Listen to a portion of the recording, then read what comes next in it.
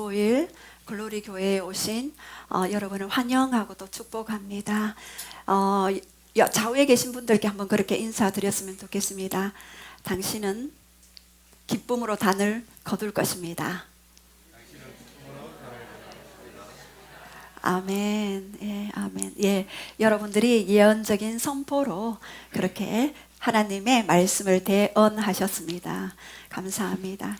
예, 오늘 말씀은 내 영이 하나님을 인지하는 방법이라는 제목을 가지고 나눌 때에 요한복음 17장 3절 말씀 우리 한번 다 선포하겠습니다. 시작. 영생은 곧 유일하신 참 하나님과 그가 보내신 자 예수 그리스도를 아는 것이니라. 예, 고린도전서 2장 12절 말씀 시작. 우리가 세상의 영을 받지 아니하고 오직 하나님으로부터 온 영을 받았으니 이는 우리로 하여금 하나님께 우리에게 은혜로 주신 것들을 알게 하려 하심이라. 아멘.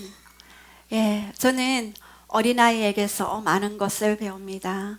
어린아이와 같지 않으면 천국에 올 자가 없다라고 그렇게 말씀하셨는데, 지난주도 초등학생 또 중학생 고등학생과 함께 기도하면서 정말 너무나 순수하고 그런 가난한 심령을 보았어요. 순수하고 그 가난한 심령 위에 얼마나 은혜를 부으시는지, 불이 예, 머리끝에서부터 발끝까지 그 불이 들어가고, 예, 그들의 아픔들이 태워지고 또한 그곳에 하나님의 나라가 임하는 것을 보았습니다. 다음 세대에게 너무나 소망이 있고 이 다음 세대들을 아름답게 양육하여서 열방의 선지자로 하나님의 군대로 그리스도의 신부로 이들이 쓰임받기를 그렇게 소망합니다. 예, 우리 함께 다음 세대들을 위해서 많이 기도해 주시고, 어떤 친구는 아빠의 그런 천국 집을 이렇게 비춰주셨대요. 그런데 그 마당에 소나무가 있어서 그 소나무가 왜 그 소나무를 심어 놓았느냐라고 그렇게 물어보라고 했더니 예수님이 그 소나무는 언제나 푸르고 변함없는 그런 것들을 상징한다. 그래서 소나무와 같은 그런 사람이라서 소나무를 심었다라고 그렇게 이야기를 하는 것들을 들었습니다. 그리고 어떤 그 친구는 그 아빠 또 천국 집을 봤는데 완전히 막 아주 평소에 이분이 좋아하는 스타일로 원형, 다원형으로 집을 지으셨는데 그곳에 마당 한중간에 연못이 있었는데 왜 그 연못을 두셨는지 물어보라고 했더니 우리 아빠는 연못을 좋아해서 그 연못에서 마음의 안정감과 평안을 그렇게 누리기를 원한다라고 그렇게 말씀하는 것들을 들었습니다. 우리의 천국집이 예비되어 있습니다, 여러분. 천국집이 우리가 좋아하는 스타일로 그렇게 예비되어 있구나. 그래서 제가 기도하면서 참 하나님이 너무나 친절하시고 온유하시고 자비하시고 긍휼이 풍성하신 하나님이시구나. 결코 우리의 소망과 결코 우리의 바램들을 멸시치 않구나라고 그렇게 생각했습니다. 그리고 가장 중요한 것, 가난한 심령이구나. 그래서 가난한 자가 천국을 소유할 수 있다. 애통하는 자가 위로 받을 수 있다. 온유한 자가 땅을 기업으로 받을 수 있다. 의에 줄이고 목마른 자가 배부를 것이다. 긍휼히 여기는 자가 긍휼히 여김을 받을 것이다. 마음이 청결한 자가 하나님의 얼굴을 볼 것이다. 그리고 화평케 하는 자가 하나님의 아들이라 일컬음을 받을 것이다. 의를 위하여 핍박받는다 할지라도 기뻐하고 즐거워함으로 하늘의 상급을 받게 될 것이다. 마음이 가난한 자, 이것이 우리에게 가장 큰 축복이었구나를 알게 되었습니다. 왜요? 마음이 가난해야 하나님의 말씀이 떨어졌을 때 그 말씀이 우리의 심령에, 배부에, 뼈에, 살에 능력으로, 양식으로 역사되어지기 때문입니다. 제가 지난번에 어떤 분과 저녁 약속을 해서 기다리고 있었는데 그분이 1시간 정도 늦게 오신대요. 그래서 그 1시간 동안 너무 배가 고픈 거예요. 그래서 고구마 반쪽을 먹었거든요. 근데 거기가 뷔페였는데 배가 별로 안 고프니 뷔페가 맛이 옛날 맛이 안 나오는 거예요. 그래서 제가 그때도 영의 비밀을 알았어요. 배가 고파야 맛있구나. 예. 배가 고파요. 얼마나 굶주리는가. 이것이 우리에게 관건이다. 그래서 지난주에도 성령 충만을 받는 비결 에베소서 5장 16절에서 19절 말씀 사도적 기도를 통하여서 우리가 좀 함께 나누었죠. 성령 충만을 받는 비결. 너희가 지혜 없는 자 같이 하지 말고 지혜 있는 자가 되어 주의 뜻이 무엇인지 분별하라. 그렇게 말씀하셨습니다. 그리고 때가 악하니 세월을 아끼라. 세월, 하나님의 시간이죠. 하나님의 카이로스의 때입니다. 우리가 일반적인 크로노스의 시간을 살아가지만 하나님의 그때 시간을 아끼라, 엑사고라죠. 살아라는 의미라 그랬죠. 그래서 하나님의 시간을 너희가 살아. 그래서 시간의 11조를 하나님 앞에 드려라. 왜? 모든 것이 하나님으로부터 시작되고 하나님에게로부터 맞춰지기 때문입니다. 우리의 인생도 하나님으로부터 시작되었고 하나님에게로부터 끝이 날 것입니다. 우리의 모든 시간은 하나님의 시간 안에 있습니다. 그 시간을 하나님의 카이로스 때 하나님의 시간이 임하는 시간으로 너희가 만들어라. 그리고 성령 충만을 받는 비결은 바로 첫 번째, 시와 찬미와 신령한 노래로 서로 화답해라. 마음으로 감사하며 찬양해라. 예. 시편, 찬미, 찬송가, 신령한 노래, spiritual song, spontaneous라고 말씀드렸죠. 자유롭게 영으로 경배하는 거. 그것을 서로 화답해라 너희가. 두 번째는 범사에 그리스도의 이름으로 항상 감사해라. 감사는 기적을 끌어내는 도구다. 하늘문을 여는 열쇠다. 감사해라. 불평은 불평의 환경을 계속해서 열릴 뿐이다. 감사는 감사하는 환경이 계속해서 열린다. 그래서 저도 불평의 환경이 올 때마다 오히려 역으로 감사를 선언해 버려요. 감사합니다 하나님. 이 불평된 환경을 통하여서 하나님의 놀라운 감사한 일들을 기대합니다 라고 오히려 선포할 때에 감사의 환경이 또 감사의 만남이 열려지는 것들을 봅니다. 예. 그리고 마지막으로 경외함으로 피차 복종하라. 복종하다. 서로 존경하며 섬기라. 경외함 가운데 하나님을 경외할 때 남을 나보다 낮게 여기고 그리스도께서 높은 곳에 계셨지만 낮은 곳에 나에게 오셔서 눈높이를 맞춘 것처럼 우리가 믿음이 비록 연약하다 할지라도 그들의 눈높이에 맞춰서 그들의 입장에서 생각하고 그들의 입장에서 말하라.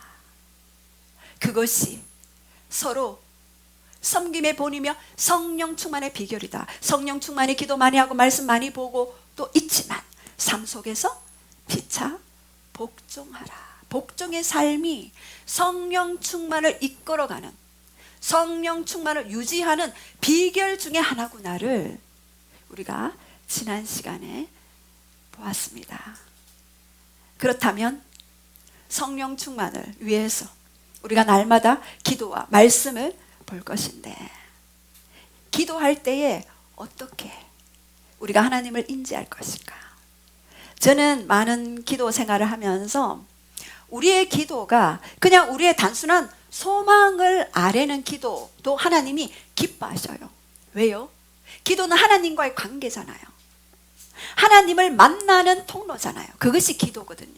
기도가 하나님의 호흡을 우리가 쉬는 것이며 하나님의 루아흐, 하나님의 영이 우리 안에 들어오는 것이 바로 기도잖아요.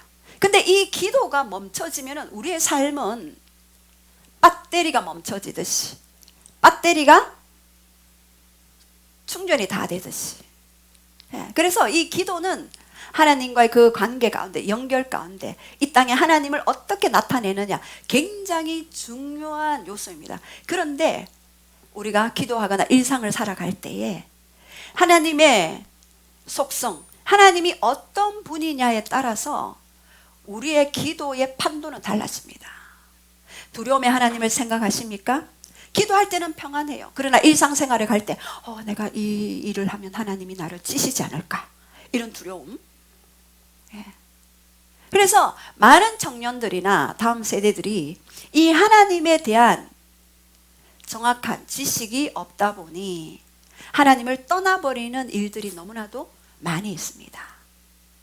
그래서 저도 기도하면서 아이들을 요즘도 이렇게 기도하면서 느끼는 것은, 아니면은 성인들을 위해서 기도하는 거 보면은, 기도가 많이 쌓여진 친구들은요, 보호의 띠가 탁 둘려져 있어요. 그리고 뭔가 둥근 막처럼 씌워져 있는 것들을 봅니다.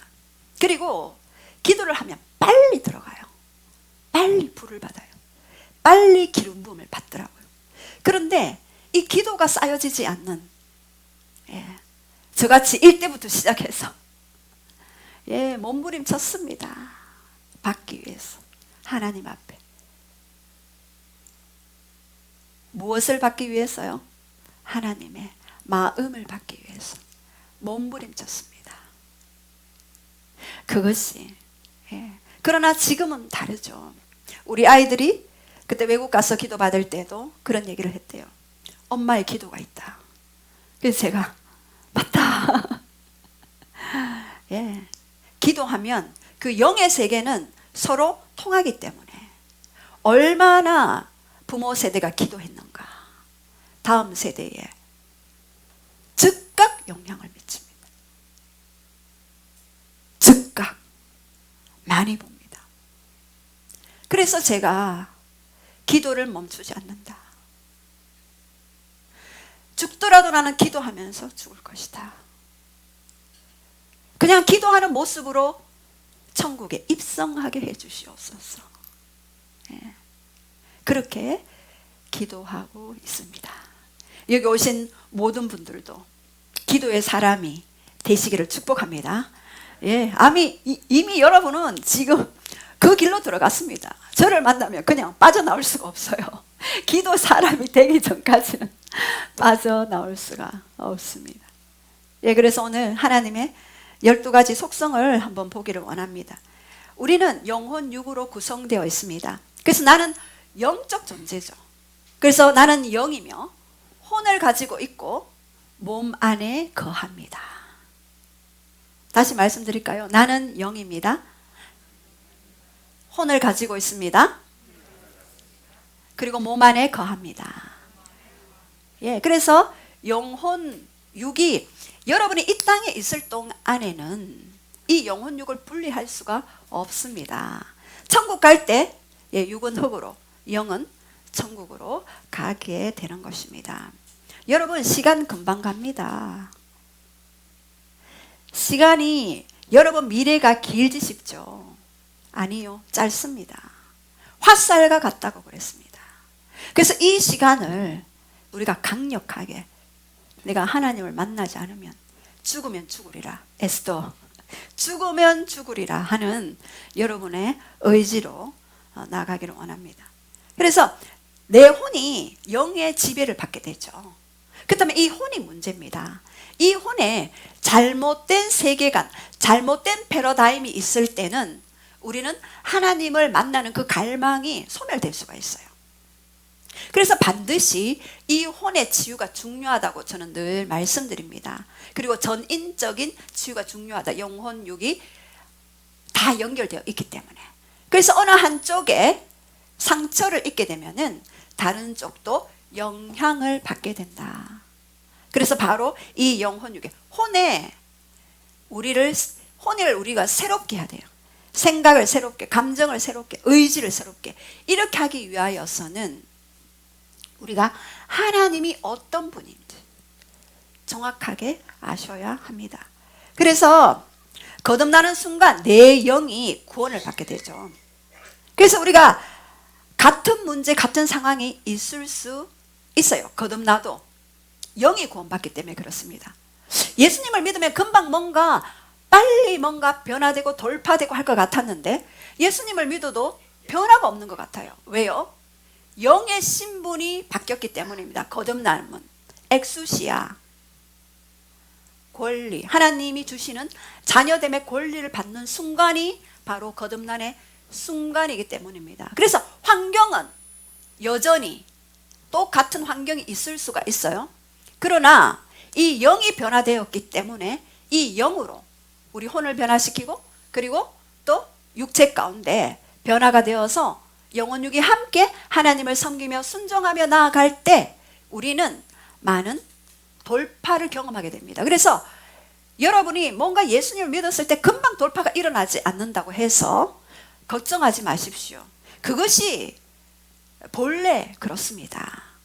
여러분이 그것을 이해하셔야 돼요. 그래서 우리는 점진적인 성화를 통해서 우리는 하나님의 성품에 참여하고 하나님을 대표하는 자로 살아갈 수가 있다. 그래서 칭의는 이례적이에요. 하나님이 우리를 칭의 아들로 칭하셨다. Justification은 바로 영이 거듭나는 순간 우리는 하나님의 자녀가 되는 거죠. 그러나 성화는 우리가 시간을 들여서 나아가게 되는 것입니다. 그래서 내 영이 하나님을 인지하면 인지할수록 여러분이 어떤 사람 그런 고백해요. 기도할 때는 마음이 평안이 온대요. 근데 뒤돌아서서 일상에 돌아갈 때 다시 마음이 힘들어진다. 불안이 다시 들어온다라고 하시는 분 계시지요? 네. 여기 계신 분들은 일상에도 평안을 유지하는 아주 고차원적 영적인 수준을 가지고 계시는군요. 예. 그래서 그게 왜 그런지 하나님에 대한 신인식, 하나님에 대한 신관, 하나님의 어떠함을 여러분이 깊이 인식하지 않으면은 기도하고 난 후에도 기뻐야 하고 그리고 행복해야 하고 평안해야 하는데 그러한 부분들이 잘 있을 수가 없습니다. 그래서 오늘 하나님의 속성을 아는데요. 우리 요한복음 17장 3절 말씀 다 함께 선포하시겠습니다. 시작. 영생은 곧 유일하신 참 하나님과 그가 보내신 자 예수 그리스도를 아는 것이니다. 예, 여기서 영생, eternal life죠. 영원한 생명을 얻는 것이다. 그것은 바로 조회죠. 영원한 생명을 가진다. 그래서 우리가 예수님을 믿으면 영원한 생명, 조회를 우리 안에 갖게 되는 것입니다. 자, 그런데 영생은 유일하신 참 하나님, 유일하신 참 하나님, 유일하신 참 하나님을 그가 보내신 자 예수 그리스도를 아는 것, 알다는 기노스코신, 현재 시제 가정법이에요. 그래서 우리가 이 알아갈 때 계속해서 알아가야 하는 과정이다라는 것을 나타내는 것입니다. 그것은 아주 지적으로만 인식하는 것이 아니라 계속해서 우리의 삶 가운데, 기도 가운데, 말씀을 묵상 가운데 영적한 친밀한 교제를 통해서 계속해서 하나님을 알아가는 것, 그것이 바로 영생입니다. 그래서 하나님을 알아갈 때 우리는 그 하나님 안에 있는 신성의 모든 충만한 것으로 우리 안에 기름 부음 받는 것입니다. 예, 그래서 하나님과 예수님과 성령님이 서로 교제하는 것처럼 우리도 그렇게 그 안에서 함께 교제가 이루어져야 한다. 그래서 우리 표를 한번 보시면은 하나님은 존재적으로, 사역적으로, 성품적으로 다양한 성품을 가지고 있어요. 저는 하나님의 이 성품을 알아갈 때 하나님께 매료될 수밖에 없어요. 그리고 그 하나님 앞에 기도하고 또한 그 하나님 앞에 순종하기를 원하는 갈망이 계속해서 일어나는 것입니다. 여기 삼위 하나님, 존재적으로 삼위 하나님은요, 마태복음 28장 19절에도 보면은 아들과 모든 민족으로 가서 제자들을 삼을 때 아들과 하나님 아버지와 성령의 이름으로 세례를 주고라고 그렇게 말씀하십니다. 그리고 고린도후서 13장 13절에도 주 예수 그리스도의 은혜와 하나님 아버지의 사랑과 성령님의 감동과 마비로 교통하심이, 예, 여기에도 삼위 하나님. 그래서 예수님의 그 은혜, 하나님의 그 사랑, 성령님의 그 교통은 사귐이거든요. 성령님과 우리가 사귐을 가져야 해요. 우리가 그냥 예수님을 믿는다는 것이 그냥 추상적인 것이 아니에요. 아주 실제적이에요. 우리가 일상생활하면서 일하면서 계속해서 주님께 묻고 주님의 그 말씀을 되뇌이고 선언하면서 그분과 계속해서 교제하고 교통하는데 이 삼위를 통해서 성부 하나님, 성자 예수님, 성령 하나님, 이 삼위가 전체 다 은혜 주시기를 원하고 사랑 주시기를 원하고 너와 교제하기를 원한다라는 그러한 하나님의 속성이 있습니다. 그리고 자족이 있습니다. 하나님은요, 이 자족은요, 아우타르게이아라는 헬라어 단어를 쓰는데요, 이 디모데전서 6장 6절에도 자족하는 마음이 있으면은 너희가 족하다라고 그렇게 디모데가 이야기했죠. 이 자족은요, 하나님이 스스로 족하게 여기는 거예요. 창세기 1장에 보면 하나님이 세상을 창조하셨잖아요. 그리고 모든 만물을 창조하셨을 때 어떻게 하셨습니까? 보시기에 좋았더라. 토브라는 단어를 쓰죠. 선하다, 위대하다, 아름답다. 보시기에 좋았더라. 이 토브라는 이 단어는요, 하나님의 형상으로 지어졌기 때문에 너무나 스스로 만족하는 거예요. 여러분이 자녀들 보면은 만족스럽죠? 예, 우리 이쁜 자녀를 둔 아버님, 자녀만 보면은 예, 딸 바보라고 할 만큼 예, 너무나 만족합니다. 그것이 하나님의 본래의 성품입니다. 그래서 여러분들이 나는 하나님이 나를 만족해 하지 않을 거야 하는 그 사탄의 송사에 넘어가지 말기를 원합니다. 하나님은 스스로 자기 자신을 만족해 하시는 분이기 때문에, 스스로 족하시는 분이기 때문에 하나님의 형상 모양으로 지어진 우리들을, 우리 존재를 볼 때에 너무나 흡족해 하신다는 그런 부분들이 있습니다. 우리를 볼 때, 아, 너는 나의 선한 형상이야. 선하다, 토브. 사람들은 토브 메아드, 매우 보시기에 좋았더라. 그래서 여러분이 하나님 앞에서 이 계시가 풀어지면은요, 어떻게 하나님 앞에서 춤을 추지 않을 수가 있겠습니까? 어떻게 기뻐하지 않을 수가 있겠습니까? 그래서 하나님은 이 자족하신다는 성품 때문에 우리를 만족해 하는 것입니다. 저는 이 사실을 깨닫고 완전히 제 인생이 바뀌어버렸어요. 예배의 패러다임이 바뀌어졌어요. 여러분, 사랑을 많이 받은 자녀들은요, 담대해요. 도전적이에요. 굉장히 모험심이 강하고요, 호기심도 강해요. 하려고 하는 의지가 굉장히 있어요. 하나님 앞에 사랑받는 존재라는 것을 알 때 우리는 천국을 침노하게 되죠. 도전하게 되죠. 천국의 것을 끌어내리는 그러한 강력한 존재들이 되어져 버리는 것입니다. 그리고 영원이라는 그런 하나님의 성품이 있죠. 이사야 44장 6절에도 나는 처음이요 나는 마지막이라, 나 외에 다른 신들이 없느니라. 하나님은 처음과 나중이십니다. 시작과 끝이 되십니다. 여러분의 인생을 시작하신 분이, 여러분의 인생을 끝마치시는 분이 바로 하나님이십니다. 하나님의 손 안에 나의 모든 인생이 있나이다. 그것을 고백할 수 있는, 그래서 우리는 영원한 시간을, 저 영원한 천국에서 영원토록 아름다우신 그분과 살아가는 그 소망함 때문에 우리는 그 예배 가운데 영원을 사모하게 되는 것입니다. 그래서 솔로몬도 이야기했죠. 인간에게 영원을 사모하는 마음을 주셨다고요. 그래서 그 죽음 이후에 올 그 심판 앞에 우리는 천국의 소망을 가지고 살아가는 것입니다. 여러분, 영원이 굉장히 아름다운 시간이었어요. 그러나 사단이 이 영원의 시간을 빼앗아 가잖아요. 그러면은 불지옥에 가는 것입니다. 그래서 반드시 이 영원한 시간을 위해 지금 내게 있는 이 짧은 이 시간을 어떻게 사용할 것인가 굉장히 중요합니다. 그리고 하나님은 시간에 갇혀 있지 않으십니다. 그래서 과거의 하나님도 현재로 우리가 볼 수 있어요. 그래서 과거에 치유 사역을 했는데 현재 내가 회복이 되는 거예요. 그리고 미래의 시간도 우리가 기도를 통해, 계시를 통해 끌어올 수가 있는 것입니다. 그래서 성령님은요, 과거, 현재, 미래를 넘나드는 자입니다. 예, 그래서 넘나드는 분이시죠. 그래서 미래의 시간을 우리가 미리 볼 수가 있는 것입니다. 요한복음 16장 13절인가 보면은 너의 장래 일을 알게 하리라. 우리는 이 미래의 이 시간도 현재로 끌어올 수 있는 강력한 자들입니다. 왜냐하면 성령님과 함께하기 때문에.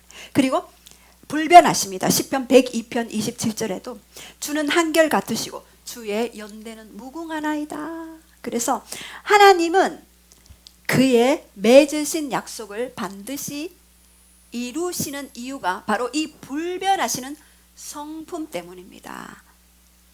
비가 하늘에서 내려 다시 재온 곳으로 하늘로 돌아가지 않잖아요. 비가 하늘에서 내려 다시 재온 곳으로 돌아가지 않듯이 내가 내 입에서 나간 말은 나의 뜻을 이루고 나의 명하여 보낸 일에 형통하리로다. 그래서 이 불변하시는 하나님의 속성 때문에, 성품 때문에 우리는 그 언약의 말씀을 취했을 때 그 언약의 말씀을 반드시 이루시는 하나님임을 여러분이 잡으셔야 돼요. 제가 진멸되지 않았던 이유도, 제가 천국의 소망을 가졌던 이유도, 여러분의 부모님은 감정에 따라 바뀔 수 있어요. 그 부모님도 연약해서 그럴 수밖에 없는 존재였습니다. 그러나 하나님은 불변하신 분이에요. 이 불변하신 하나님이 우리에게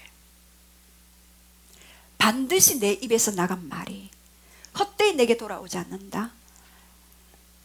그것을 잡는 자, 그것을 취하는 자는 그 말씀을 반드시 이루어내시는 우리의 어이로움 때문이 아니라 그분의 불변하시는 속성 때문에 반드시 말씀을 이루시는.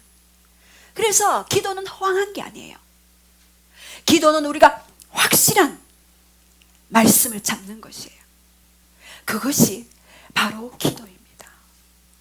우리는 확실한 대상이 있어요. 영원히 불변하시는 그분, 그분의 속성을 우리가 잡는 거예요. 여러분은 아주 복된 자가 되었습니다. 사역적인 것들, 창조자이시며, 창세기 1장 1절에 태초에 하나님이 천지를 창조하셨다. 모든, 요한복음 1장 3절도 만물이 그로 말미암아 지은 바 되었으니 지은 것이 하나도 그가 없이 된 것이 없느니라. 그래서 하나님은 창조자이신데 하나님 입술에서 나오는 말씀으로 우리의 삶을 창조해 나가십니다. 운명사주 팔자 NO! 대적하십시오. 여러분이 과거에 어떤 운명사주 팔자 받았습니까? NO. 창조주 하나님이 하나님의 신성이 거하는 모든 충만 안에 그 말씀을 집약해 놓으시고 그 말씀이 우리의 인생이 되어서 버리는 거예요. 그래서 저는 너무나 복된 인생이구나. 말씀으로 우리의 인생을 재창조해 나가시는 그 놀라우신 하나님의 속성 때문에, 그래서 우리는 자녀에게도 다음 세대에게도 선포하세요. 조금 전에 기도 가운데 다음 세대를 위해서 기도해야 합니다. 다음 세대 선언하십시오. 그 자녀가 어떤 상황 가운데 처해 있을지라도 그 말씀을 반드시 이루시는 하나님, 창조주 하나님, 그 자녀들의 삶을 재창조해 나가심을 믿으시기 바랍니다. 그리고 하나님은 전지하십니다. 요한복음 1장 47절 48절 하나님은 무화과 나무 아래에 있는 나다나엘의 마음을 미리 보고 아신 하나님이십니다. 그래서 사무엘상 16장 7절에도 하나님은 외모를 보지 않는다. 나 여호와는 중심을 본다. 그래서 우리가 안전한 것은요, 내가 비록 외모로 뭔가를 잘 못한다 할지라도 내 마음이 가난한 심령, 내 마음이 하나님을 사랑하는 심령, 내 마음이 하나님을 갈망하는 심령이 되어 있으면은 그걸로 족한 거예요. 그래서 우리는 모두가 평등해질 수 있어요. 왜요? 가난한 심령만 있으면 되니까. 중심을 보신 하나님. 그래서 결과가 비록 내가 원했던 결과가 나오지 않더라도 우리의 중심과 동기를 보시는 하나님이 그 중심과 그 동기에 하나님을 사랑하는 마음으로 마당을 한번 쓸어내는 것조차도 하나님은 보시는 하나님이십니다.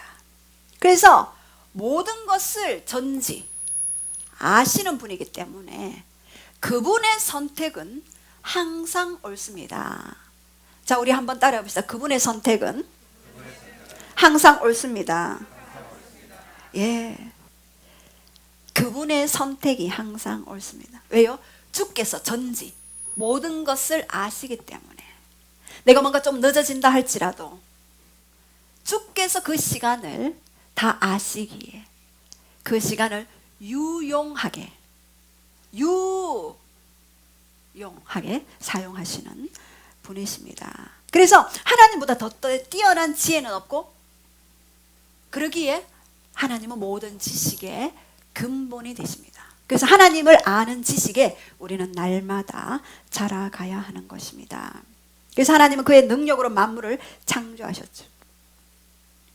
그래서 요한일서 3장 20절에도 이는 우리 마음이 혹 책망한 일이 있어도 하나님은 우리 마음보다 크시고 모든 것을 아시기 때문입니다.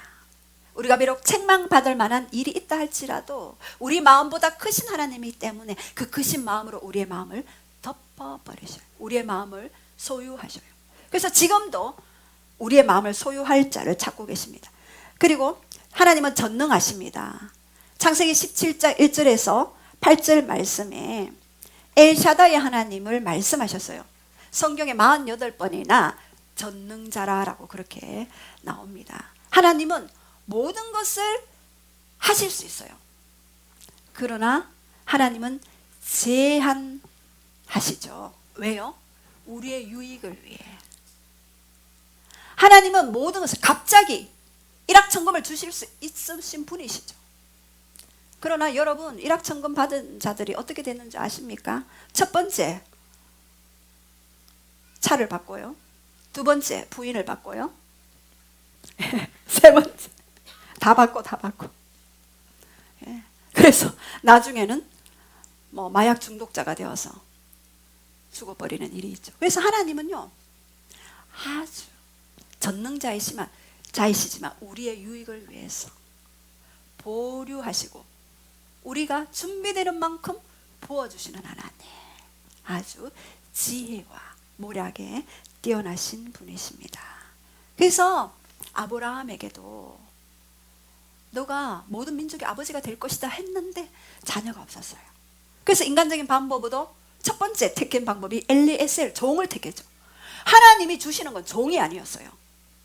하나님이 주시는 것은요, 하나님의 유업을 이어갈 왕자를 주시기를 원했지 종된 모습으로 겨우 이어가는 삶 아니다. 그래서 또 누구를 줬나요? 참다가 안 되니까 85세가 되어도 아이가 없어. 사라가 이스마엘을 낳았잖아요. 사라가 아니라 하갈은 애굽 여인이잖아요. 하나님은 아니다.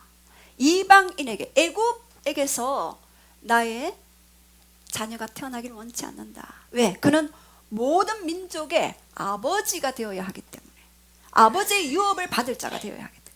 그래서 기다렸더니 100세에 이삭 본 자손을 주셨죠.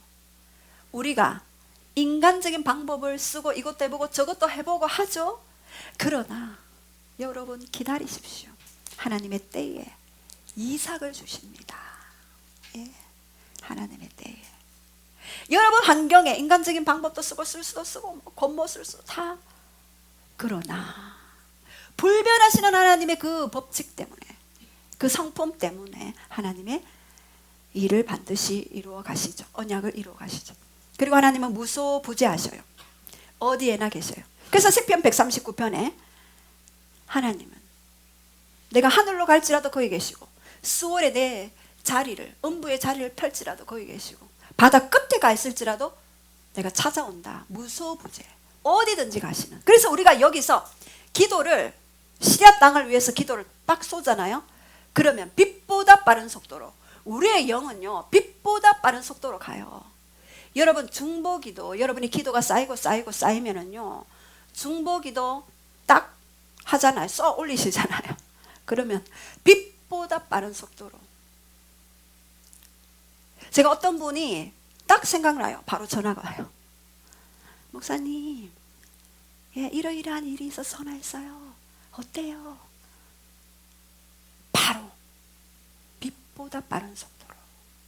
여러분이 그래서 영을 계속, 혼을 계속 새롭게 하고 이렇게 하는 훈련. 그리고 이 무소부재하신 하나님의 성품, 우리가 비록 살다 보면 옆길로 셀 수도 있고. 예. 그런데 찾아오셔요. 끝까지. 예, 따라합시다. 끝까지. 예. 끝까지 내가 너로 사람 낚는 어부가 되게 할 것이다. 끝까지 내가 너를 추적할 것이다. 끝까지. 아멘. 누가 아멘 하셨어요?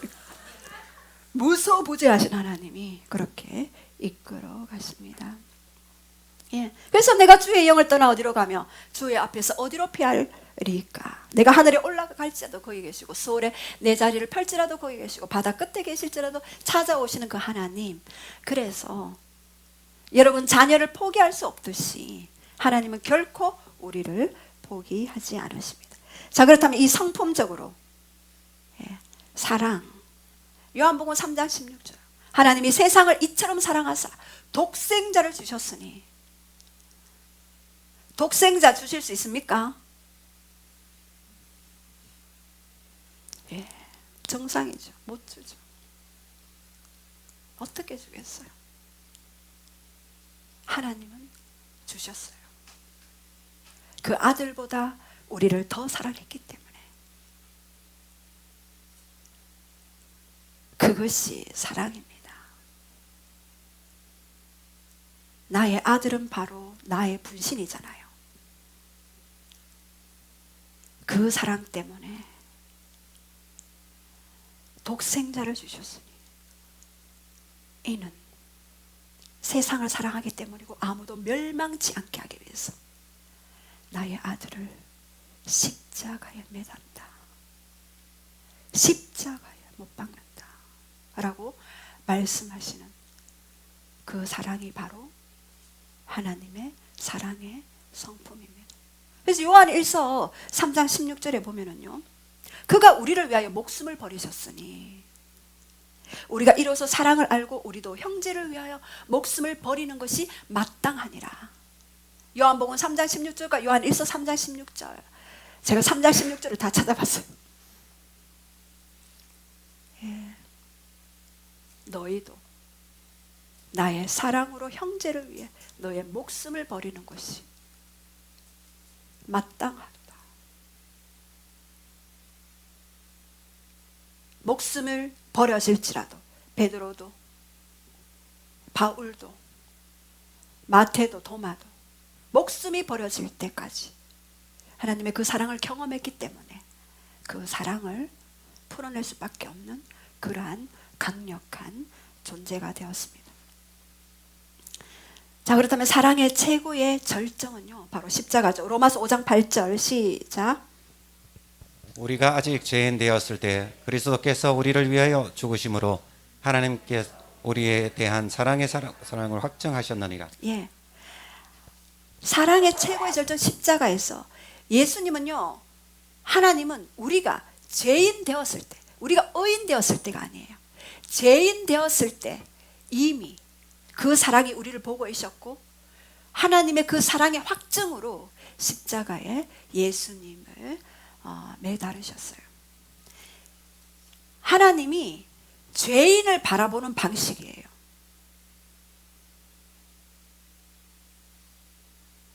하나님이 죄인을 바라보는 방식이, 너희가 죄인 되었을 때 내가 너를 찾아갔다. 그러니 너희도 죄인을 바라보는 방식을 나의 눈으로 보기를 원한다. 죄인 되었을 때 나의 사랑을 확증함으로 십자가에 매달았다. 그렇게 말씀하십니다. 자, 그런데 죄에 대한 궁극적인 죄는 무엇이냐? 요한복음 16장에 죄에 대해서, 의에 대해서 심판하기 위해서 성령님을 보내주셨잖아요. 죄에 대하여라 함은 하나님을 믿지 않은 자, 믿지 않는 것이다.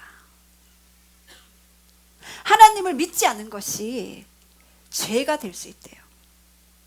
그것이 궁극적으로 하나님이 십자가가 필요했던 사건입니다. 이 죄는 사단이 불못으로 이끌어가는 통로가 되어지기 때문입니다. 그래서 의에 대하여 하라 하면 내가 아버지께로 감이라. 심판에 대하여라 하면 이 세상 임금이 이미 심판받았느니라. 그래서 이 세상 임금이 누굽니까? 사단 마귀 귀신이죠. 이 세상 임금이 이미 심판받았다. 내가 오므로 십자가로 말미암아 그가 이미 심판받았다. 여러분, 이 사실 중요한 사실입니다. 이미 그는 심판받은 존재인데 우리가 그 대상을 너무 크게 봐요. 그래서 너무 크게 보고 여러분, 어둠에 힘을 자꾸 어둠을 얘기하면은요, 어둠에 힘을 실어주게 돼요. 그가 힘을 발휘하게 돼요. 나를 인정하네. 힘을 발휘하게 돼요. 그래서 이미 너는 심판받은 존재라는 강력한 믿음이 우리 속에 있어야지만이 우리가 영으로 영적 대결할 때 우리는 승리의 계가를 부를 수가 있는 것입니다. 그래서 여러분 자녀에게 어떤 어둠의 영향력들을 보았다 그러면은 이미 그 배후에 있는 영, 너는 심판받은 존재야 라고 예수 그리스도 이름으로 선언하세요. 선포하세요. 그러면 그 공간에 그 자녀를 쥐고 있던 어둠이 떠나가게 되는 것입니다. 예. 그래서 이미 심판받은 존재임을 그리기 바랍니다. 로마서 8장 32절 우리 한번 선포하겠습니다. 시작. 자기 아들을 아끼지 아니하고 우리 모든 사람을 위하여 내주시니가 어찌 그 아들과 함께 모든 것을 우리에게 주시지 아니하겠느냐. 예, 여러분이 기도 응답에 대한 확신이 들지 않을 때 제가 이 말씀을 많이 선언합니다. 자기 아들을 아끼지 아니하시고 내어주신 하나님, 이러이러한 부분에서 이렇게 하셔야 되지 않겠습니까? 이렇게 고백을 합니다. 그러면 제 안에 평안이 밀려듭니다. 여러분이 마음 안에 불안이 있을 때에 자기 아들을 아끼지 아니하시고 내어주신 그 하나님의 그 사랑이 우리의 삶을 이끌어 가신다는 것을 기억하시기 바랍니다. 이사야 46장 3절 4절도 시작. 야곱의 집이여 이스라엘 집에 남은 모든 자여 내게 들을지어다. 배에서 태어남으로부터 내게 안겼고 태에서 남으로부터 내게 업힌 너희여, 너희가 노년에 이르기까지 내가 그리하겠고 백발이 되기까지 내가 너희를 품을 것이라. 내가 지었은즉 내가 업을 것이요 내가 품고 구하여 내리라. 예, 여러분 노년에 대해서 마음에 힘든 부분들이 있습니까? 염려가 있으신 분이 계십니까? 예, 하나님은 처음부터 우리를 사랑하기로 선택했고 구원하시기로 작정하셨습니다. 처음부터 우리를 용서하시고 우리를 품으시고 우리를 용납하시기로 작정하신 분입니다. 그 하나님의 품을 기억하시기 바랍니다. 자, 우리 공의를 한번 볼게요. 하나님의 성품 중에 공의. 예, 숫자가 보이십니까? 이 숫자가 무엇입니까? 예, 율법이 몇 가지죠? 613가지.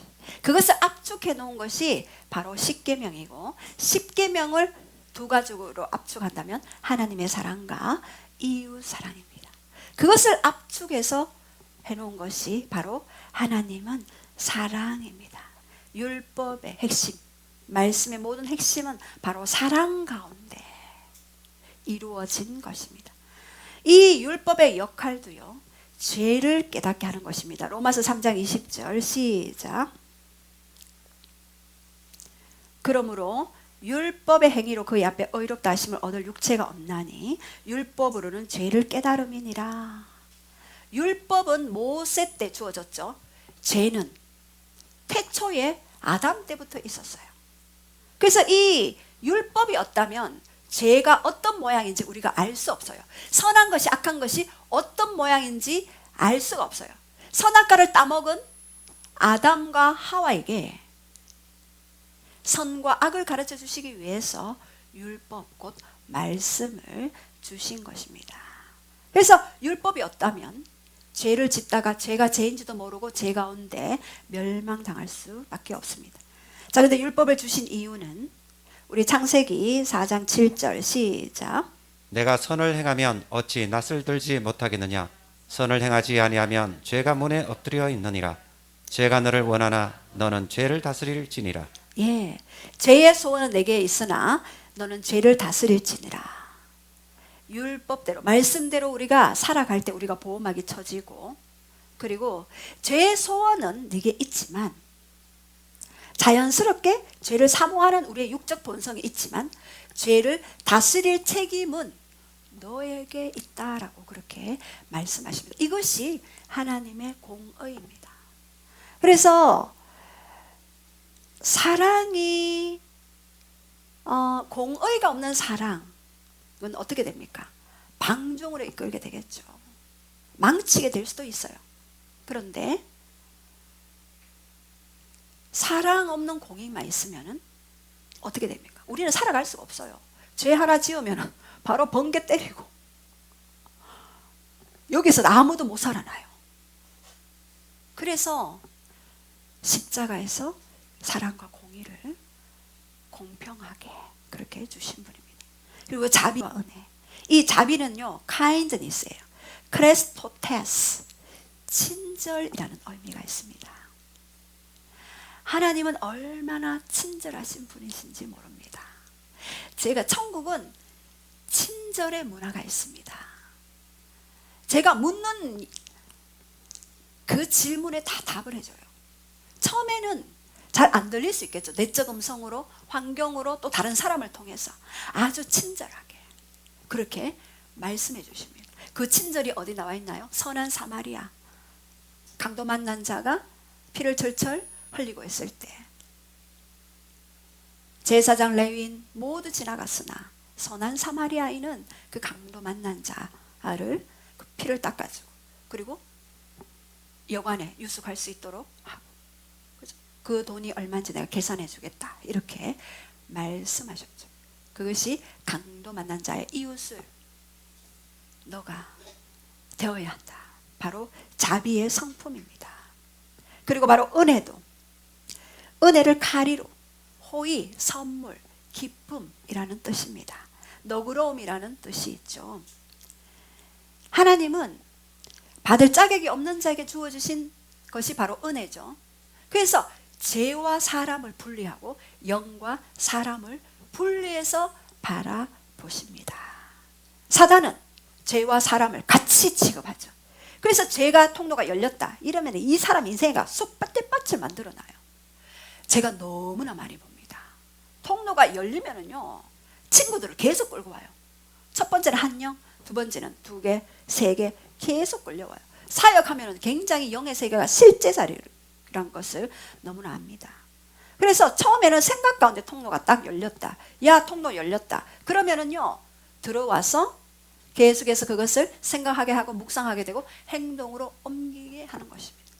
그래서 제가 예전에 영의 통로 들어오는 단계에 대해서 말씀하실 때 벌써 차단하라 그랬죠. 첫 번째 단계에서 차단하라. 예, 그래서 우리 안에 하나님의 형상 포기할 수 없기에 악해도 회개하며 용서해 주시는 우리 아합을 한번 볼게요. 아합은 북이스라엘 7대 왕, 오므리 왕가의 2대의 왕이었죠. 가장 악한 일을 행했습니다. 완전 바알 제단을 쌓아서 온 이스라엘을 우상 숭배를 물들였죠. 그래서 나봇의 포도원을 빼앗기를 원했지만 못 빼앗아서 이세벨이 대신 빼앗아 준 존재죠. 그렇게 악한 왕이었어요.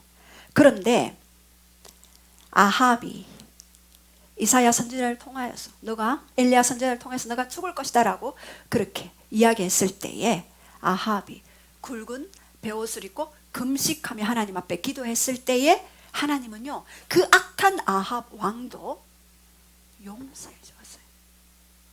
그리고 이야기했죠.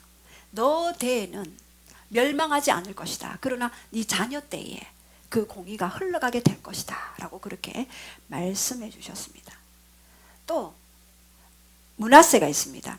이 므낫세는요, 남유다의 13대 히스기야 왕의 아들이었어요. 히스기야가 병에 걸렸을 때 하나님 앞에 벽면기도, 벽을 바라보면서 주여 살려주시옵소서 라고 기도했을 때에 낳은 아들이에요. 기도했을 때 병은 나았는데 그 15년 생명이 연장할 때에 므낫세가 태어났어요. 저는 여러분 기도할 때 참 잘해야 되는구나. 왜요? 찾는 그것을 주세요. 구하는 그것을 주세요. 두드리는 그것이 열리게 하셔요. 마태복음 7장 7절에. 그래서 우리가 무엇을 찾고 두드려야 하는가? 히스기야가 그때 자녀를 주셨을 때 이 자녀가 하나님의 사람이 되고 여호와를 경외하는 영이 임하고 하나님을 더 깊이 알아갈 수 있는 자녀로 기도했다면 그 자녀로 되었겠죠. 그러나 생명을 연장하는 기도에 목숨을 걸었죠. 제가 어떤 분의 전화를 한 통 받았는데 그분이 오래 몇십 년을 교회 다니면서 자녀가 태어났을 때 이 자녀가 공부도 잘하고 뭐도 잘하고 학교도 잘 가고 대학교도 잘하고 이 기도를 했대요. 근데 대학교 들어가서 선데이 크리스찬이 되었대요.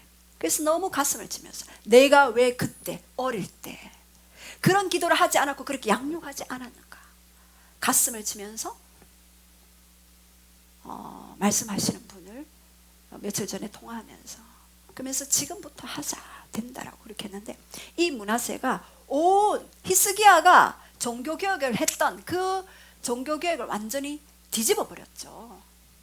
바알을 숭배하고 아세라 생을 섬기고 일월 성실을 섬기고 자기 흰놈 골짜기에서 자기 아들을 불 가운데 지나가게 하고 인신제사도 지내고 온갖 악행을 행하는 자녀로 전락하고 말았습니다. 그런데 이 므낫세도 역대하 33장 12절 13절 그가 환난을 당하여 그의 하나님께 간구하고 그의 조상의 하나님 앞에 크게 겸손하여 기도하였으므로 하나님이 그 기도를 어떻게 했다고요? 받았다. 그의 간구를 들으사 그가 예루살렘에 돌아와서 다시 왕위에 앉게 하시며 므낫세가 그제사 여호와께서 하나님이신 줄을 알았더라. 예.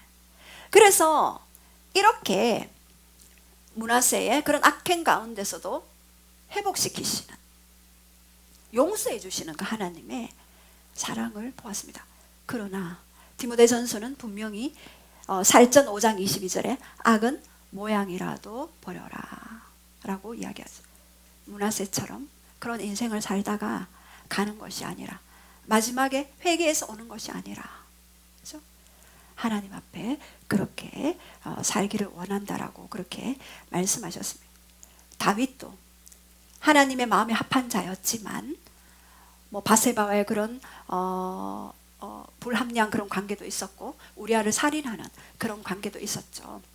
그러나 나단 선지자가 책망했을 때에 다윗이 바로 엎드렸을 때에 하나님이 그렇게 나단 선지자를 통하여서 말씀하셨죠. 역대하 12장 13절 다윗이 나단에게 이르되 내가 여호와께 죄를 범하였노라 하매 나단이 다윗에게 말하되 여호와께서 당신의 죄를 사하였나니 당신이 죽지 아니하려니와 그 다윗의 죄를 용서하셨습니다.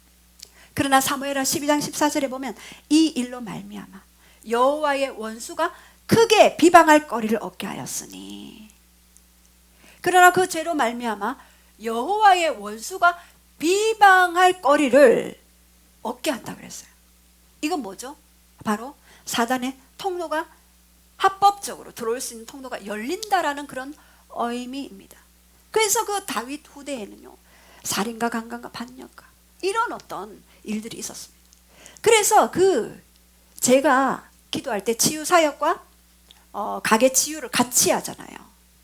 본인 개인 치유만이 문제가 아니라 가게도 같이 치유해줘야 다음 세대가 그 어둠의 영향력 아래 거하지 않은 것을 볼 수 있습니다. 그래서 다음 세대도 여러분이 회개할 때 같이 회개하시기 바랍니다. 그래서 이 하나님은 아무리 악한 자라도 회개하면 들어주십니다. 그러나 원수가 회방할 거리를 그 통로를 열지 말아야 하는 것은 바로 또 우리의 책임인 것입니다. 그래서 두 번째 우리의 영이 하나님을 인지하는 방법 십자가와 말씀의 DNA를 심어라 라고 말씀드렸습니다. 사랑의 하나님은 모든 것을 용서하시죠. 십자가로. 그러나 공의의 하나님은 죄를 심판하십니다. 죄는 심판하시고 영혼은 구원하셔요. 그것이 바로 십자가예요. 자, 따라해보세요. 죄는 심판하시고 영혼은 구원하신다. 근데 그 심판을 누구에게로 돌렸나요? 예수 그리스도께로 심판을 돌려버렸어요. 자기 하나밖에 없는 독생자에게 그 심판을 돌렸습니다. 그것이 바로 십자가의 놀라운 사랑과 공의의 의미입니다. 모든 죄를 자기 자신에게 퍼부었어요. 사단의 송사거리가 되는 모든 죄악들, 회방거리를 십자가에서 자기 자신에게 퍼부었던 것이 바로 십자가의 놀라운 은혜입니다. 그래서 이 십자가는 하나님의 자기 자신을 충족시키는 방법이었어요. 로마서 13장 10절에는 한번 선포하겠습니다. 시작. 사랑은 이웃에게 악을 행하지 아니하나니 그러므로 사랑은 율법의 완성이니라. 예, 사랑은 율법의 완성이다. 마태복음 5장 17절. 내가 율법이나 선지자를 폐하러 온 줄을 생각하지 말라. 폐하러 온 것이 아니요 완전하게 하려 함이라. 예, 율법이나 선지자를 폐하러 온 것이 아니다. 완전하게 하러 왔다. 그래서 율법의 완성은 사랑이다. 그 사랑 안에서, 그 사랑을 근거로 너가 기도하라. 그래서 내 영이 하나님을 인지하는 것. 자, 두 번째, 말씀을 취하여 혼에 심고 선포하라. 자, 따라합시다. 말씀을 취하여 혼에 심고 선포하라. 예, 베드로전서 1장 23절 한번 선포하겠습니다. 시작. 너희가 거듭난 것은 썩어질 씨로 된 것이 아니요 썩지 아니할 씨로 된 것이니 살아있고 항상 있는 하나님의 말씀으로 되었느니라. 예, 말씀이 썩지 아니할 씨앗으로 되어 있대요. 여러분, 씨앗 안에 이미 열매가 들어있어요. 우리도 여기에 텃밭에 사과나무도 심고 복숭아나무도 심고 또 우리 텃밭 경영하시는 권땡땡 집사님이 예, 추수를 날마다 심어요. 얼마 전에도 시금치 씨앗을 심었어요. 제가 그 씨앗을 보면서 씨앗 안에 이미 열매가 있다. 그래서 이 말씀을 우리의 혼에 심어야 돼요. 혼은 어딥니까? 지정의죠.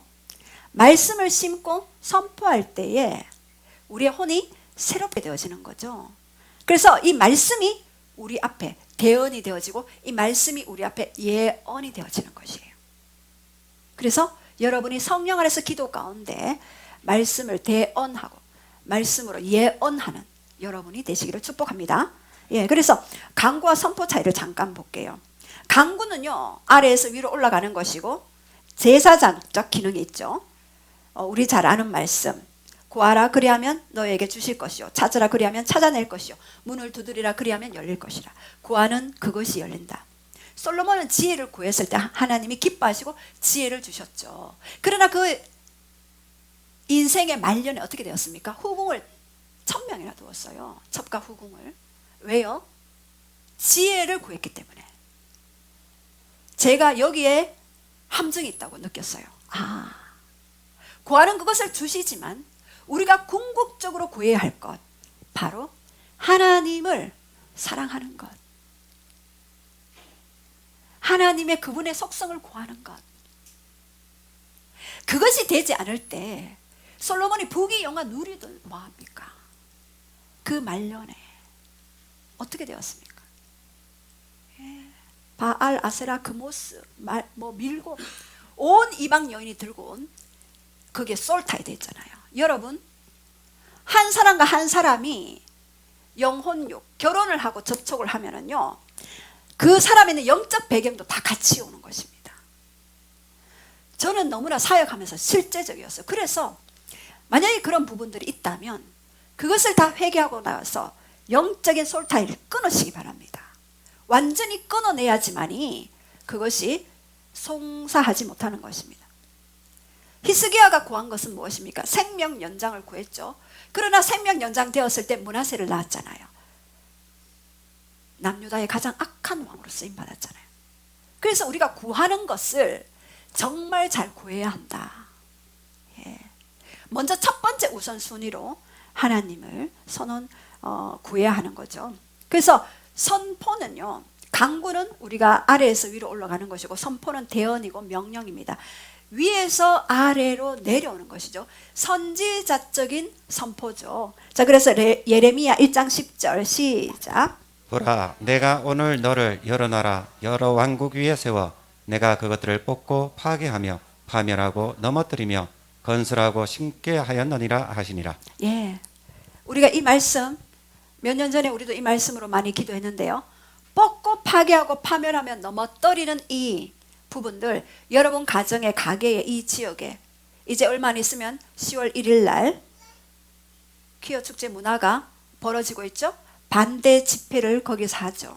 하면은 무엇을 해야 합니까? 뽑고 파괴하고 파멸해야 될 영역들, 어둠의 그 영역들을 뽑아야 되겠죠. 그리고 다시 건설하고 심는 것 무엇입니까? 하나님의 영, 복음의 그 빛, 생명의 그 빛이 그 공간 안에 풀어질 수 있도록 우리가 예레미야 1장 10절의 말씀을 대언하고 선포해야 하는 것입니다. 자, 그렇다면 결론입니다. 우리 한번 선포하겠습니다. 시작. 하나님의 12가지 속성을 인지하고 묵상한다. 존재적 삼위, 자존, 영원, 불변. 자역적 창조자, 전지전능, 무소부재. 성품적 사랑, 공의, 자비, 은혜. 예. 그리고 십자가와 말씀의 DNA를 심어라. 말씀드렸고, 말씀의 DNA를 취하여 혼에 심고 선포하라. 예. 그래서 강구와 선포에 대해서도 예, 말씀드렸습니다.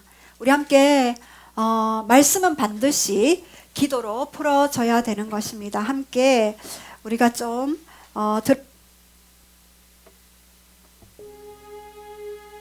그리고 함께 기도할 때 하나님, 내 영이 하나님의 인지하기를 원합니다.